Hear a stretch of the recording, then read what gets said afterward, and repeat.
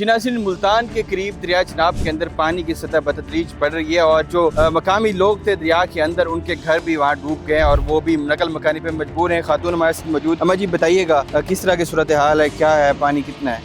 पानी बहुत है। पानी साढ़े अगे से हम गुजरेंदे रहे, चंगे हाल थे ढाडे। इवें समझो 2 महीने 3 से पानी गुजारे वाल हिंदे बाद होना ढेर आंदा पिए। असा अपनी जान बचावन खातिर हर बच्चे छत्ते तो के असा पैनल सको नेंद्री का नहीं सारी असम ढोंदे बदे निके निके बाल न असम पक्के मांदरा ती असा किराया भर के टुरे होन किराया भर के असा अपनी मदद नाल आए असा। ਤੁਹਾਡੇ फैमिली कौन कौन है, बच्चे कितने हैं, छोटे बड़े कितने और किवें कटेंदे पे तुसा?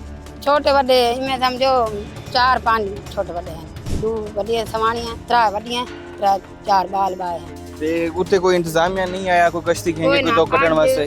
हाली कुछ नहीं, हाली फिलहाल कह नहीं तेरे सामने दी गाल अस आए नहीं खड़े, अस तेरे सामने ढो के आए नहीं खड़े और कश्ती वाला आए नहीं खड़ा, अस अपनी मदद नाल आए, कोई कश नहीं आई हाली फिलहाल सारे को। कितना किराया किंदे पे तोरे कोल कश्ती वाले?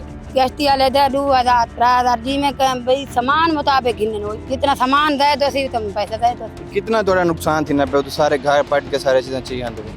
हर शय मुकम्मल छत छुत अपनी कशे का नहीं रखे जेड़ी हर शय सारी है कख मोन डाले का सारे घर को ये हम अपने की वो पट्टे थे सारी चपारा में पटेंदे रहे हुन हो के निकले था सारा सामान और बाहरों चा के उन किदे बेसो अब किडाई रखे सु अपने पैन आसरा करे सु कांदे खातिर खावन पीवन किवें घर तो बाहरों आ गए इकबाल किवें रोटी खांदे पैंदे किवें गुजारा थी ना पे ओ तो बाद जेड़े जितो गुजारा दाल साग मिल वैसी खा ले के नहीं का मदद नहीं खा ले।